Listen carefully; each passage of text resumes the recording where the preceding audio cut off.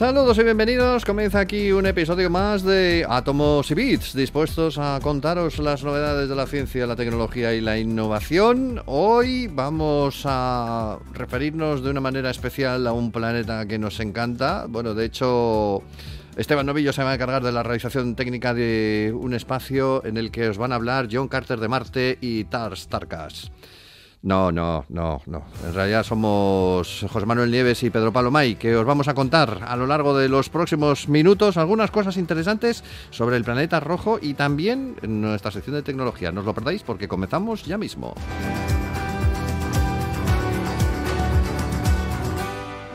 Don José Manuel, ¿cómo está usted, señor? Te veo vestido de rojo como corresponde al planeta del que vamos a hablar esta semana. ¿Qué tal, Pedro Pablo? Aquí estoy, de rojo entero, de Sí, cabeza a señor. pies. Sí, señor. ¡Ay, qué diablillo! Bueno, vamos a hablar. Empecemos hablando. Además, el primer quiebre. Vamos a hablar de Marte, pero antes de hablar de Marte, vamos a hablar de las lunas de Marte, de Phobos y de Deimos, que tienen esos nombres tan terribles en griego Sí. bueno, pues parece que ya se ha descubierto de dónde han salido y por qué son como son, que son unas piedras un poco raras ahí flotando como satélites. Cuéntanos.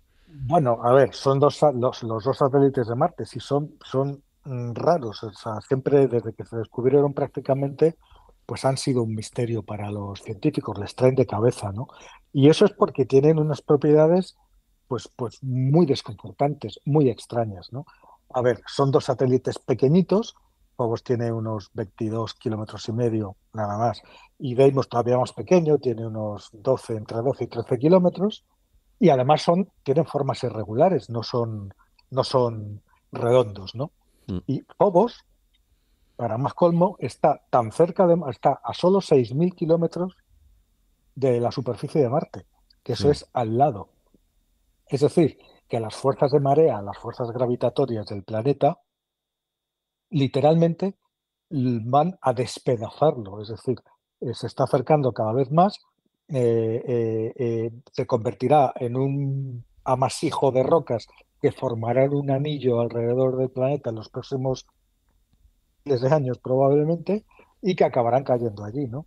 Y Deimos, sin embargo, más pequeño, pero está mucho más lejos y tiene una órbita, pues tranquila, ¿no? Cómoda, estable Mm, y que puede durar mucho tiempo. Pero claro, ¿qué es lo que se pensaba hasta ahora? En las distintas posibilidades resulta que no encaja ninguna, te cuento, ¿no? sí. Por ejemplo, la teoría más aceptada es que podrían ser asteroides que estuvieran de paso y que hubieran sido capturados por la gravedad de Marte, ¿no? Entonces, Phobos y Deimos, según esta teoría, según esta hipótesis, nacieron, o sea, se originaron en el cinturón de asteroides, que está justo entre Marte y Júpiter, y en algún momento, pues fueron capturados por Marte. Otros, sin embargo, dicen otra cosa. Dicen que Phobos y Deimos se podrían haber formado al mismo tiempo que el planeta. Es decir, a partir del disco de escombros original que rodeaba el Sol justo después de nacer y del cual salieron todos los planetas. Sí. Pero la forma irregular que tienen y la diferencia de densidad de los materiales de estas lunas con la de Marte, o sea que es muy inferior, son mucho más ligeras, son mucho menos densas, pues deshacían esa teoría, porque entonces que hubieran surgido todos al mismo tiempo de los mismos materiales, como mínimo tendrían la misma densidad, ¿no? Claro. Eh, eh, Además, se han hecho un montón de estudios de la composición geológica tienen bastante agua, ¿no? Tienen, o sea, Phobos y Deimos, dentro de sus rocas, uno de los componentes es el agua. Y eso sugiere que pertenecen más a los asteroides que al propio Marte, es decir, a la hipótesis primera, ¿no? Que por eso te digo, la hipótesis de que fueron dos asteroides es la más extendida, pero no está exenta de problemas, porque no consigue explicar que tengan órbitas circulares. Claro, tú imagínate, si viene un objeto de paso, un planeta, la gravedad lo captura, ese objeto primero tiende como a alejarse, como una goma que se estira, ¿no? Ya. Poco a poco va frenando, frenando, frenando, luego vuelve, por lo que la gravedad le atrae, vuelve otra vez, se intenta marchar hacia el otro lado, pero otra vez, y la captura, pero claro, la órbita resultante es elíptica. Es decir, tiene puntos de máximo alejamiento y puntos de acercamiento cuando pasa cerca del planeta. Nunca una órbita circular, ¿no? Sí. Por eso te digo, entonces, ¿cómo demonios se formaron estas dos lunas? Bueno, pues en este estudio eh, eh, la clave está en que las dos lunas podrían haberse formado efectivamente a partir de los restos de un impacto, es decir, de un impacto de un objeto muy grande contra Marte, un objeto grande y que además tenía que tener una característica, estar congelado. O sea, ser un objeto helado. Ujú. Entonces, ahora te explico por qué es importante lo de que sea un objeto helado. Después, pues la dinámica sería la misma que sucedió en la Tierra con la Luna. El rebote de todos los materiales de ese impacto volvieron a salir al espacio, crearon un disco de escombro alrededor de Marte y eso al final se condensó como las dos lunas. Esta teoría no es nueva, pero evidentemente, por eso te digo lo del helado, ¿no? Tiene un gran inconveniente. El proceso de impacto de la roca, de salir todo disparado hacia arriba y de que a partir de esos materiales se fusionaran para formar las lunas, pues lo habría calentado todo este material a Ajá. miles de grados. Es Ya. decir, toda el agua que sabemos que contiene se habría derretido. ¿Y entonces? Y con lo cual tampoco puede ser así. Pero, sin embargo, según este nuevo estudio, si el impactador, si el objeto que impactó fuera helado, entonces las cuentas sí que salen. Los científicos hicieron un montón de simulaciones contra un objeto helado de distintas maneras, en lugar de contra uno rocoso sencillamente, ¿no? Sí. Bueno, pues una buena parte del hielo se habría efectivamente vaporizado durante el calor de la colisión, pero a causa de toda la cantidad de agua y de hielo que llevaba, el disco resultante solo se habría calentado en lugar de a unos miles de grados, solamente a unos cientos de grados. De forma que una parte del agua habría sobrevivido y podríamos de esa manera explicar la hidratación de estas dos lunas. Ya. Otra ventaja importante es que si hablamos de un impactador congelado, ese disco habría terminado por tener, según las simulaciones, hasta un 80% de material del propio impactador y solo un 20% de Marte. Y eso significaría que las lunas están compuestas principalmente de materiales del impactador en lugar de los materiales de Marte. Y eso explicaría la distinta composición de Phobos y Deimos y la densidad distinta de Marte. Con lo cual, por todas esas razones, eh, eh, todo esto acabaría de tener sentido, que fuera hace miles de millones de años un impactador helado, chocó contra Marte, levantó un montón de escombros, una parte de ese agua ya derretida se evaporó, la otra parte se quedó en los propios escombros alrededor del planeta y se formaron estas lunas. Y es que además, lo último ya del todo, es que este escenario de impacto gigante también tendría sentido que las lunas tuvieran órbitas circulares, las que tienen en la actualidad. También hay un problema, porque todas las hipótesis tienen problemas, ¿no? Y el Mm. principal problema de esta idea es que si esto fuera así, como piensan los investigadores, sería posible que cayeran enormes cantidades de agua sobre Marte. Pero los autores creen que eso es una cuestión de tamaño y que si el impactador fuera más pequeño que Plutón, que mide unos 1.200 kilómetros de diámetro, pues o si en lugar de ser de ese tamaño tan grande como se pensaba antes, fuera más pequeño, pues ese efecto no sería el mismo. Con lo cual, no exento de problemas, pero ya tenemos una idea que casa bastante bien con lo que se observa y una hipótesis bastante plausible de cómo se formaron, cómo Marte llegó a adquirir sus lunas, ¿no? Que hasta ahora no estaba, pues ya te digo, nada claro. Ya. El impactador este entiendo que es algún asteroide bastante grandecito, ¿no? Que se haya encontrado en algún momento en la órbita de Marte. Sí, es que la teoría del impacto anterior para esto hablaba de un objeto grande, como del tamaño de Plutón, Ya. que tiene más de 1000 kilómetros. Pero, según este estudio, si hubiera sido más pequeño, pues hasta unos 250 kilómetros, como el asteroide Vesta, Sí. que eso es lo que mide, pues, pues entonces el efecto no habría sido, no se habría producido esta descarga masiva de agua sobre Marte, ¿no? Que era el problema de esta teoría. Por cierto, que no había dicho antes lo de los nombres griegos de Phobos y Deimos, que significan miedo y terror, que Miedo y eran terror, sí. sí, los nombres de los hijos gemelos de Marte, en un momento del dios Marte. Bueno, ya que estamos con Marte, ahora nos vamos al planeta como tal, porque hay, bueno, sí, las historias de marcianos las hemos visto desde pequeños. Además, es curioso porque llamamos marcianos a todo tipo de extraterrestres, aunque vengan, yo qué sé, del fondo del universo. Sí, Esto ha despertado siempre mucho la imaginación de la gente y hay una cosa real, que es que parece que Marte pudo tener vida antes que la Tierra y vida pues interesante, que es una teoría de la cual se está hablando mucho últimamente también.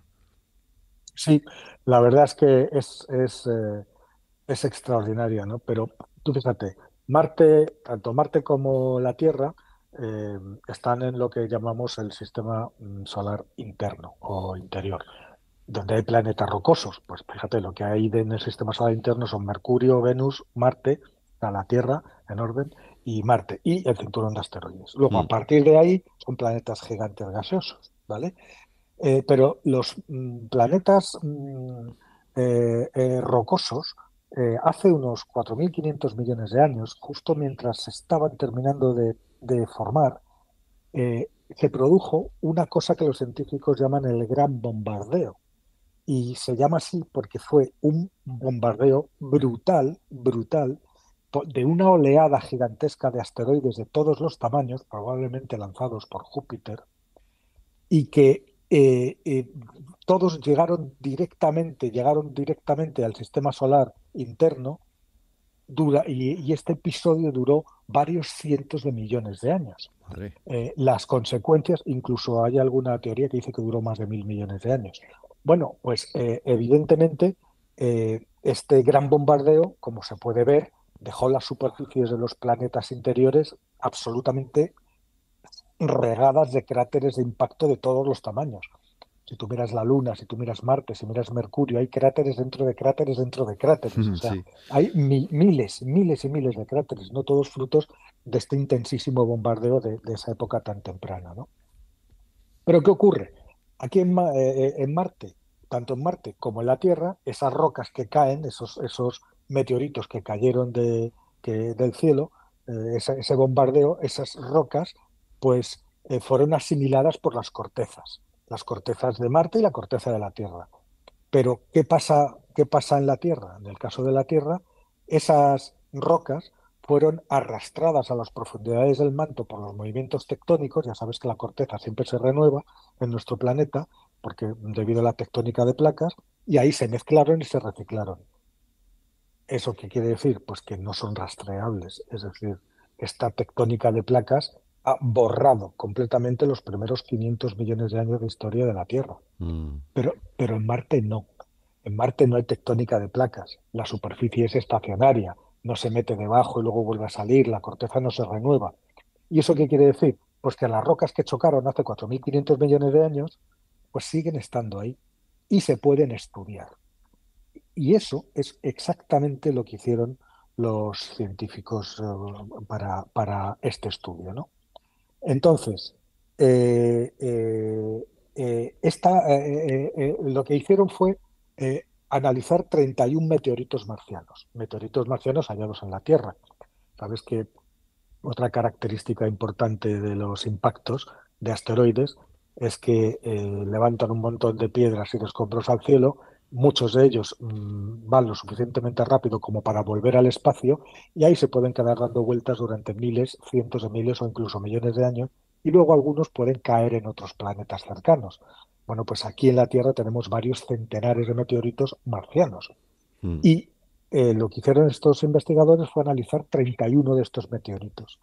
Y lo que intentaron, claro, dado que en la Tierra es imposible porque no, las huellas están absolutamente borradas, pues algunos de esos meteoritos eran rocas originales de las que habían impactado en el gran bombardeo.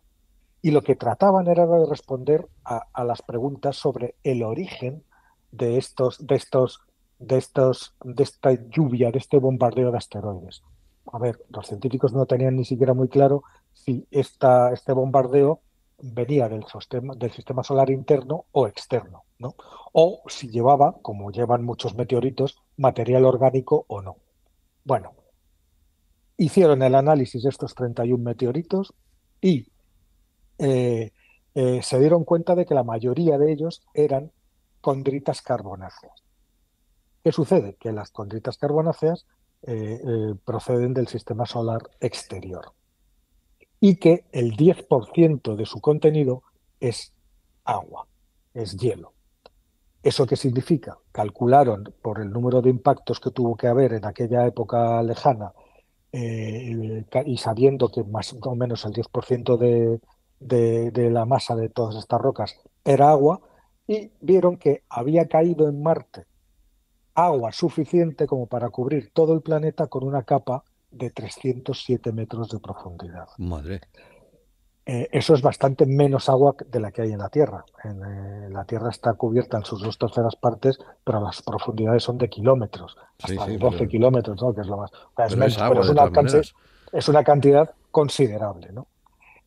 Y otra cosa importante es que esas mismas condritas carbonáceas, como se sabe a partir de un montón de análisis de rocas de este tipo, pues transportan también moléculas orgánicas, como aminoácidos o moléculas prebióticas, ¿no?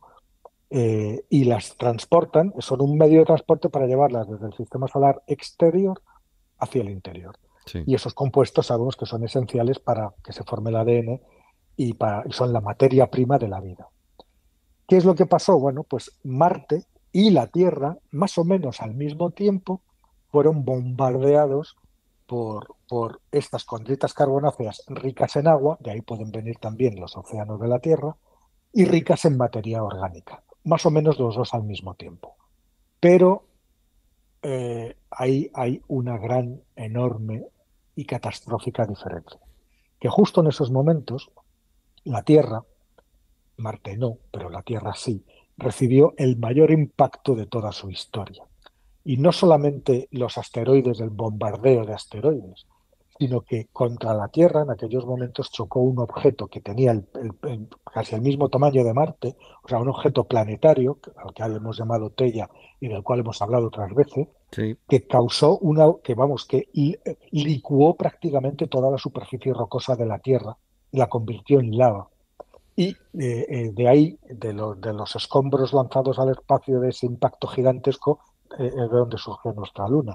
Pero aquí lo importante es que si los dos planetas estaban recibiendo tanto agua como materia orgánica para formar vida, en ese momento, con ese impacto, la Tierra dejó de tener condiciones. Y si ya había empezado a formar vida, desde luego, en ese momento se acabó todo. O sea, se quedó inhabitable para muchísimo tiempo, para millones de años, ¿no?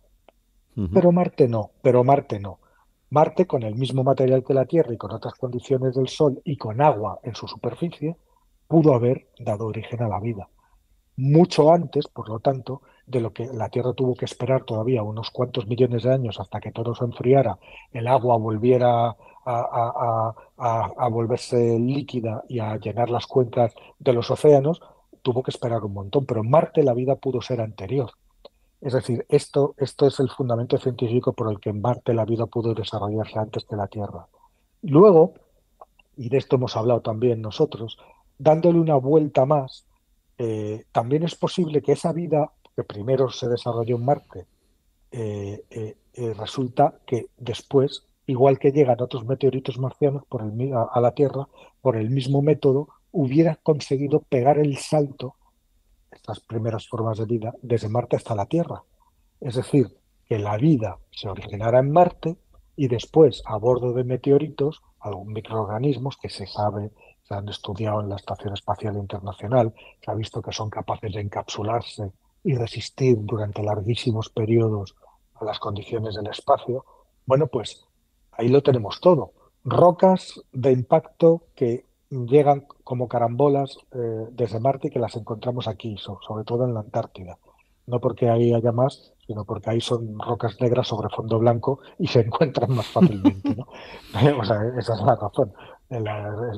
A verlas debe de haberlas por todas partes, pero son mucho Sí. más difíciles de encontrar. Es decir, los trozos de Marte tenemos. Sabemos de qué están hechos, sabemos de qué tipo de meteoritos son ahora gracias a estos análisis. Sabemos que en Marte tuvo todas las condiciones para la vida y sabemos que la Tierra perdió esas condiciones por el impacto gigantesco mientras Marte sí que las tenía. Bueno, pues si la vida se hubiera desarrollado primero en Marte, habría podido pasar a la Tierra y después, o sea, estoy hablando ya de mucho tiempo después de haberse desarrollado y cuando la Tierra ya estaba fría, ¿no? O ya se había enfriado y recuperado de ese impacto. Y, por lo tanto, encontrar las condiciones para continuar desarrollándose. O sea que Fíjate tú, al final vamos a ser marcianos. claro, según esa idea, pues resulta que seríamos todos marcianos. Ahora me explico el color Imagínate, verde esta mañana cuando me miro al espejo. O sea que tiene que para ver que, con... para que veas.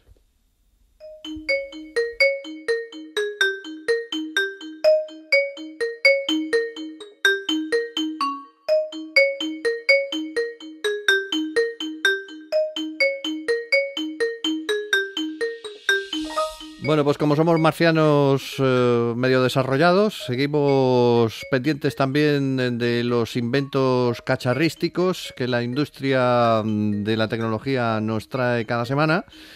Bueno, cada semana, casi cada semana, porque se están inventando nuevos teléfonos, nuevos dispositivos a un ritmo verdaderamente grande.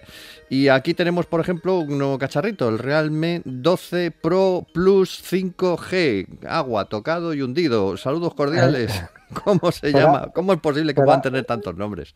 De será verdad. por letras. Es el 12 Pro, que hay un 12 Pro y un 12 Pro Plus, Sí, y los dos son 5G. Con vale, lo cual el nombre es de este, o sea, los nombres son 12 Pro 5G y 12 Pro Plus 5G. vale. Entonces Así, uno tocado y el otro a- hundido. así de fácil, ¿no? Bueno, pues recordarás, no sé si lo recordarás, que hace algunas semanas hablamos de otro móvil de Realme, del Sí, C67. me acuerdo, me Un acuerdo. móvil de entrada que costaba nada, ciento y poco euros, y que tenía ya unas prestaciones sorprendentes y llevaba una cámara de 8 megapíxeles para ser un teléfono de entrada. Sí. Bueno, pues ahora le ha tocado el turno a lo que es la gama media, que no tiene absolutamente nada que envidiar a la gama alta, altísima de hace un par de años o tres, ¿eh? Y que son estos dos teléfonos que te estoy diciendo, ¿no? El Realme 12 Pro 5G y el Realme 12 Pro Plus 5G. Características, una vez más que sorprendentes y que se diferencian de su competencia tanto por el diseño como por las capacidades fotográficas. Si recordarás hace un par de semanas también, hablamos de otro teléfono, del OnePlus 12R, que Sí, tenía una cámara periscópica, ¿te acuerdas? Bueno, sí, pues sí. estos dos teléfonos también. O sea, en los teléfonos de la gama media nunca se habían puesto teleobjetivos porque son muy caros. Entonces, en las configuraciones de cámaras eran una cámara principal, un gran angular y se complementaba con una cámara macro.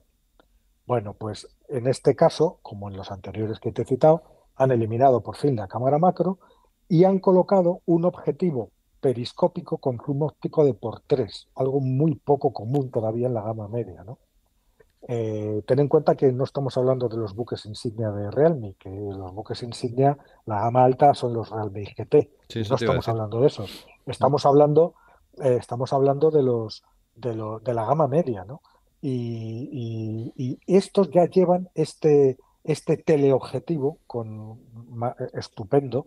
Es un teleobjetivo periscópico con un zoom de por 3 y que te permite hasta más de 100 aumentos en teleobjetivo. Bueno, eh, eh, l- se trata de un teléfono, además, con un diseño muy bonito, muy parecido a los del año pasado, a los Realme 11 Pro y Pro Plus. Y claro, si funciona, pues ¿para qué lo vas a cambiar, no? Y entonces el diseño, ya te digo, se repite, está inspirado en el de los relojes de lujo, porque toda la trasera, el módulo de cámaras que es circular, parece la esfera de un reloj de lujo, ¿no? Ujú. Y la trasera está recubierta en piel vegana, que es muy agradable al tacto, Piel y vegana. está piel vegana, sí, se llama así. Ya. Y está rota de arriba abajo por una especie de ribete metálico dorado central que cruza de arriba abajo el terminal y que le da un aspecto muy, muy elegante. Y el módulo circular está rodeado por un anillo dorado, un anillo lleno de escalones, como de 300 y pico escalones, que es una obra de ingeniería en una sola pieza. Total, que es el aspecto es muy premium, ¿no? La pantalla acompaña, desde luego es una OLED Full HD de 2400 por 1080 píxeles, de 6,7 pulgadas, ocupa el 93% del frontal, es decir, es casi todo pantalla, los biseles son realmente finos. La tasa de refresco es hasta 120 hercios, o sea, no le falta de nada. Y el brillo máximo de 950 nits. Y insisto, recuerdo una vez más, estamos hablando de un teléfono de gama media, ¿no? Sí. Y los procesadores que ha elegido Realme para estos dos, pues de Qualcomm directamente, o sea, los más solventes y los más caros del mercado. El 12 Pro Plus lo que lleva es uno más potente, el Snapdragon 7 generación 7 Plus generación 2. Ahora vamos por el 8, Snapdragon va por el 8, pero este chip, que no es el más potente del mercado, por eso lo dejan para la gama alta, sí que dobla en potencia los de los anteriores Realme 11. O sea que tiene potencia de sobra para hacer lo que sea. Y el 12 Pro, sin Plus, el normal, ese bajó en escalón y se queda con el Snapdragon 6, que Sí. tampoco está mal, ¿no? Pero, en fin, no Sí, es un poco son, más bajo. claro, es un poquito más bajo. Por supuesto, los dos modelos, el 12 Pro y el 12 Pro Plus, tienen versiones con 12 y 8 gigas, 8 y 12 gigas de memoria, 128, 256 para almacenamiento, y la batería es de 5.000 miliamperios y con un sistema de carga rápida de 67 vatios. Vale, vamos a En por la, cua- a por la dolorosa. la dolorosa, pues vamos a ver, el modelo estándar, el que no es Plus, en la configuración de 8 más 256 gigas, cuesta unos 256 euros, Ya, bueno, no está 266 mal, no euros. está mal. Y el Pro Plus, el máximo, el de gama, con, con 12 gigas de RAM y 512 gigas de disco duro, pues cuesta 549. Mm. Bueno, para ser, o sea, gama media estamos hablando y con unas Claro, prestaciones es que tiene, la gama verdad es que media, está bien. pero claro, pero a partir de 266, pues Sí, sí, sí, está bien. tienes varios precios, hasta el más caro de todos, que es el de 549. Bien, bien, pues nos lo vamos a quedar entonces, nos lo vamos a apuntar por aquí. Lo que pasa es que yo siempre me quedo con la sensación de que, bueno, voy a esperar al año siguiente y me compro este, no, mejor espero cuando llega el año siguiente, digo, no, mejor espero al siguiente, porque es que, Bueno, claro, van mejorando todos de una manera que es que... la tasa de renovación de teléfonos en España está entre los 2 o 3 años, con lo cual sí. ahora hay tanta oferta que en cualquier momento se puede uno comprar el que quiera y en 2 o 3 años sabe que lo va a cambiar, con lo cual Realme es China, ¿no? También, ¿o no? ¿O es de dónde es? sí, sí, sí, ¿O es coreana? efectivamente, Es sí, China. sí, es China, es China. Vale, vale, o sea que tenemos ahí a un pequeño señor dentro del teléfono investigándonos todo lo que hacemos. Bueno, A ver, en realidad en todos los teléfonos. todas las marcas de teléfono que hay en el mercado actualmente, todas Sí, son chinas, excepto Samsung, que es coreana, la de Nothing, ¿no? La de Nothing y Phone. ¿cómo? La de Nothing Phone, ¿no? La Nothing, europea. y Nothing, que es europea, y Apple, que es americana. Sí, no tenemos mucho donde elegir, pero bueno. Pues nada, hombre, ni hao, como dicen por ahí. Que lo Pues pases muy muy bien, bien. La semana que viene volvemos, ¿no? por supuesto, Pues la aquí semana que estaremos. viene más Átomos y Bits con José Manuel Nieves, que nos seguirá contando sus cosas interesantes en un programa que cuenta con la realización técnica de Esteban Novillo y en el micrófono el saludo de Pedro Pablo May. Pasadlo bien y nos oímos en 7 días.